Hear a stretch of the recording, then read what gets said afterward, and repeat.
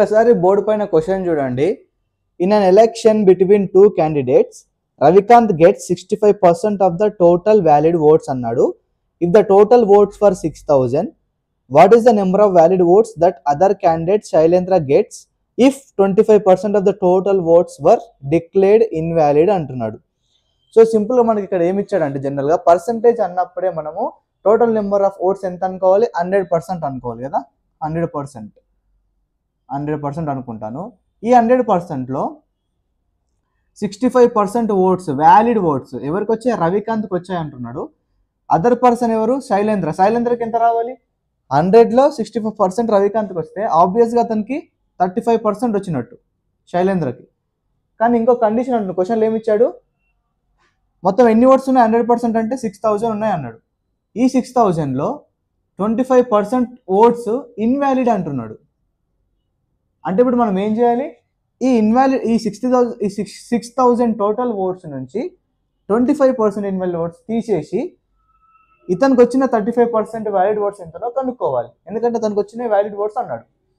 So 6000లో 25% ఎంత, 25/100 into 6000, ఈ రెండు cancel, and 25 into 60 how much,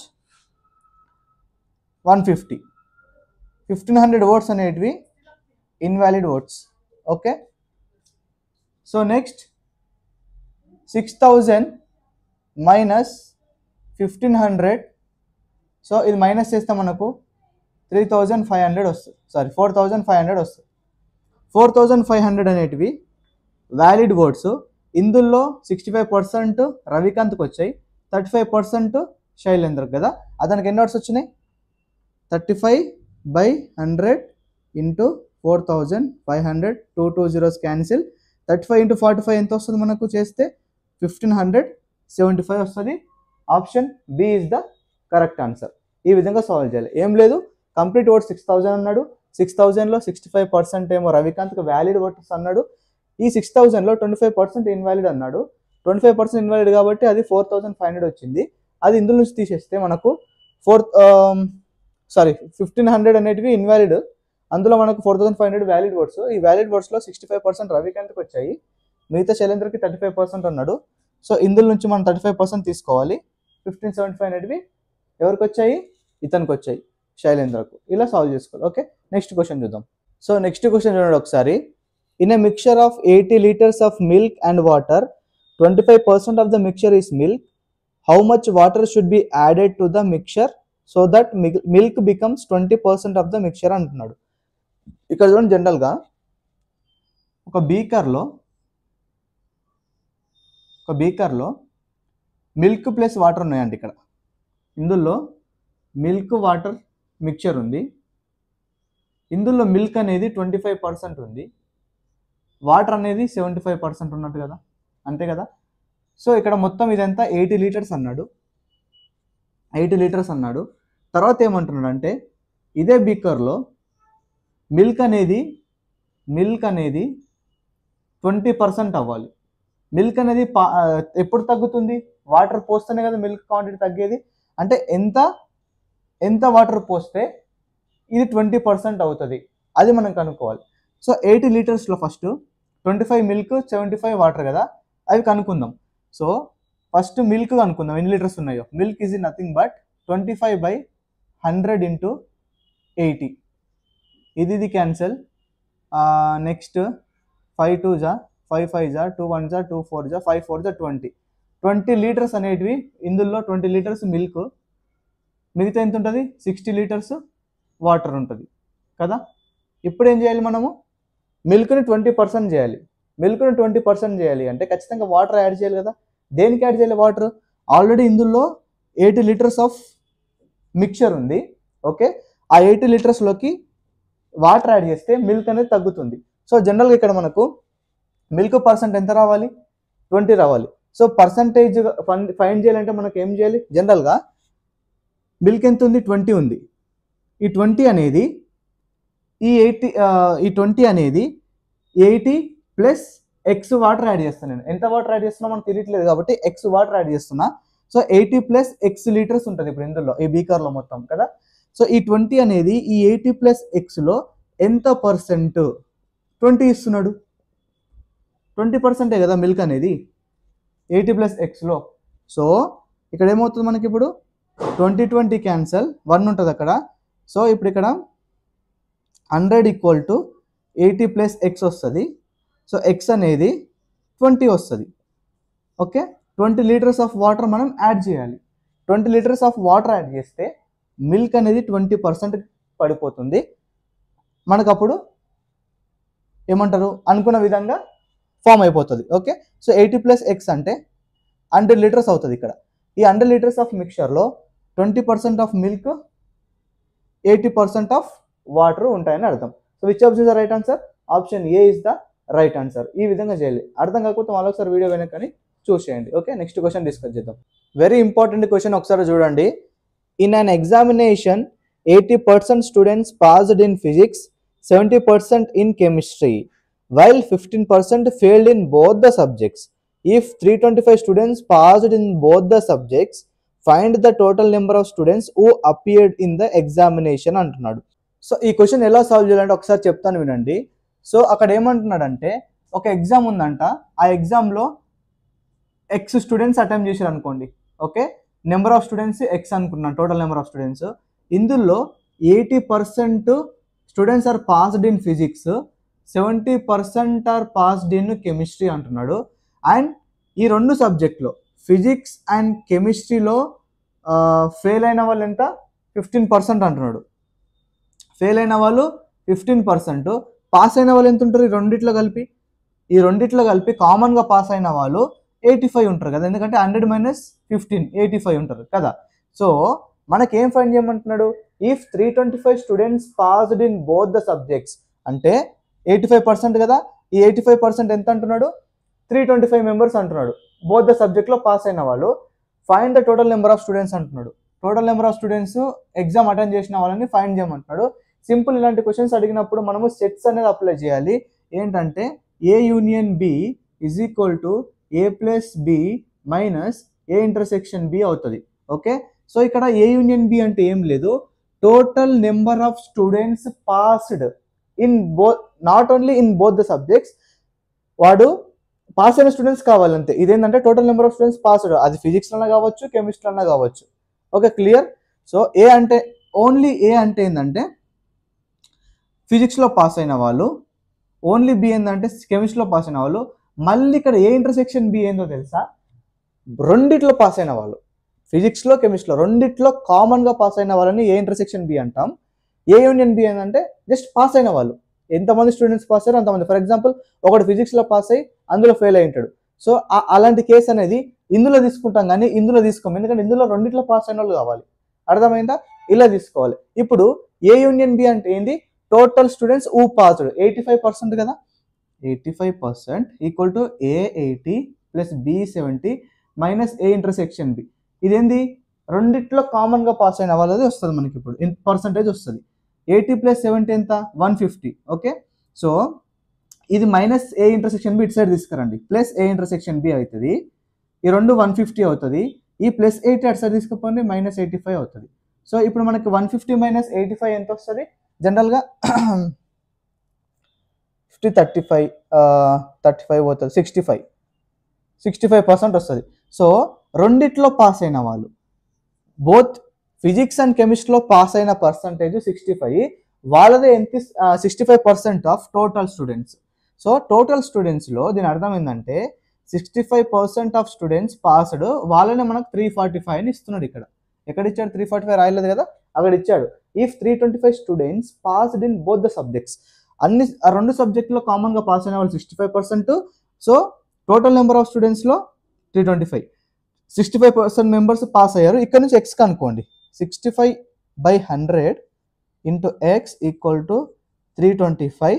so మనకి ఇది క్యాన్సిల్ చేసుకుంటే ఎక్స్ ఈక్వల్ టు 500 వస్తుంది. అంటే టోటల్ నెంబర్ ఆఫ్ స్టూడెంట్స్ అనేది 500 మెంబర్స్. సో 500 మెంబర్స్ ఎగ్జామ్ రాస్తే అందులో 80% ఫిజిక్స్లో పాస్ అయ్యారు, 70% కెమిస్ట్రీలో పాస్ అయ్యారు. రెండిట్లో పాస్ అయిన వాళ్ళు 65%, రెండిట్లో ఫెయిల్ అయిన వాళ్ళు 15%. క్లియర్? అర్థమైందా? సో మళ్ళీ ఒకసారి ఎక్స్ప్లెయిన్ చేసే ప్రయత్నం చేస్తాను, చూడండి. X number of students exam రాస్తే 80% మెంబర్స్ ఫిజిక్స్లో పాస్, 70% మెంబర్స్ కెమిస్ట్రీలో పాస్. సో ఫిజిక్స్ అండ్ కెమిస్ట్రీలో కలిపి ఫెయిల్ అయిన వాళ్ళని ఇచ్చాడు 15%. కామన్గా ఫెయిల్ అయిన వాళ్ళు 15%. కామన్గా పాస్ అయిన వాళ్ళు ఎంతమంది ఉంటారు? 85 కదా, అంతే కదా. సో దీనికి సెట్స్ కాన్సెప్ట్ అప్లై చేయాలి. ఏ యూనియన్ బి అంటేనేమో total number of students passed irrespective of the subject. ఫిజిక్స్లో కావచ్చు, కెమిస్ట్రీలో కావచ్చు, జస్ట్ పాస్ అయిన వాళ్ళ పర్సంటేజ్ ఎంత? 85 అని చెప్పుకున్నాం కదా, అంతే కదా. 1 second, while 15 both subject, okay అంతే. సో 85% మెంబర్స్ అనే వాళ్ళు పాస్ అయ్యారు కాబట్టి 85. ఇక్కడ ఏంటంటే జనరల్గా ఏ ఇంటర్సెక్షన్ బికి ఏ యూనియన్ బికి డిఫరెన్స్ ఏంటంటే, ఏ ఇంటర్సెక్షన్ బి అంటే రెండిట్లో పాస్ అని ఖచ్చితంగా. ఇప్పుడు ఒక స్టూడెంట్ ఏ అనే స్టూడెంట్ ఉన్నాడు, వాడు ఫిజిక్స్లో పాస్ అవ్వాలి, కెమిస్ట్రీలో పాస్ అవ్వాలి, అప్పుడే వాడు ఏ ఇంటర్సెక్షన్ బి కౌంట్లోకి వస్తాడు. ఒక స్టూడెంట్ ఫిజిక్స్లో ఫెయిల్ అయ్యి కెమిస్ట్రీలో పాస్ అయ్యింది అనుకో, వాడు ఈ కౌంట్లోకి రాడు, వాడు ఈ కౌంట్లోకి వస్తాడు, వాడు ఏ యూనియన్ బి. ఎందుకంటే వాడు ఒక దాంట్లో పాస్ అయ్యింది కాబట్టి ఆబ్వియస్గా పాస్ అయిన కౌంట్లోకి వస్తాడు టోటల్ నెంబర్ ఆఫ్ స్టూడెంట్స్లో. అర్థమైంది అది. సో అప్లై చేస్తున్నా. సో ఈ కౌంట్లో వాడు ఉంటాడు కాబట్టి 85, ఈ కౌంట్లో వాడు ఉన్నాడు కాబట్టి ఈ పర్సంటేజ్ మనకు తెలియాలి. ఏంది పర్సంటేజ్? రెండిట్లో పాస్ అయిన వాళ్ళ పర్సంటేజ్ 65 వచ్చింది. రెండిట్లో పాస్ అయ్యారు అంటే అక్కడ ఇచ్చాడు చూడండి, 325 students passed in both the subjects. 325 students pass అయ్యారు. ఆ పర్సంటేజ్ ఎంత? 65. దేంట్లో పర్సంటేజ్? టోటల్ నెంబర్ ఆఫ్ స్టూడెంట్స్లో 65% అనే వాళ్ళు 2 సబ్జెక్టులలో పాస్ అయ్యారు. అదే ఇక్కడ చేసిన 65% of total students passed in test both the subject given number 325. ఇక్కడ నుంచి ఎక్స్పాండ్ చేసిన 500 వచ్చింది. సో 500 స్టూడెంట్స్ అనేది ఎగ్జామ్ రాశారని అర్థం. ఓకే, అర్థం కాకపోతే మళ్ళీ ఒకసారి వీడియో వెనుకని వినండి. ఓకే, క్లియరా? నెక్స్ట్ క్వశ్చన్ డిస్కస్ చేద్దాం. So very important question. Percentage లో Ramu spends 20% of his monthly income on his household expenditure, 15% of the rest of the books, 30% of the rest of the clothes and saves the rest. On counting he comes to know that he has finally saved rupees 9,520. Find his monthly income అంటున్నాడు, options ఇస్తున్నాడు. ఇక్కడ ఏం లేదంటే క్లియర్గా ఏమి ఇచ్చాడు అంటే 3% ఇచ్చాడు కదా, 20%, 15%, 30%. అంటే అతను పెట్టిన ఖర్చు డిఫరెంట్ ఫీల్డ్లో. ఓకే, కానీ ఫైనల్గా మంత్ ఎండింగ్లో అతను 9520 సేవ్ చేసిండు అన్ని ఖర్చు పెట్టిన అతను శాలరీ నుంచి. అతను మంత్లీ శాలరీ ఎంతనో ఫైండ్ చేయమంటున్నాడు. సో సింపుల్గా ఇక్కడ మీకు ఏం అర్థం అవుతుందంటే, మీరు ఇక్కడ పాపులేషన్ కాన్సెప్ట్ అప్లై చేయాలి. ఎందుకంటే మీరు నా part 1 video, percentage part 1 video మీరు చూస్తేనే ఇది అర్థమవుతుంది. సో అది చూసి ఈ ప్రాబ్లం మీరు వాచ్ చేయండి ఖచ్చితంగా.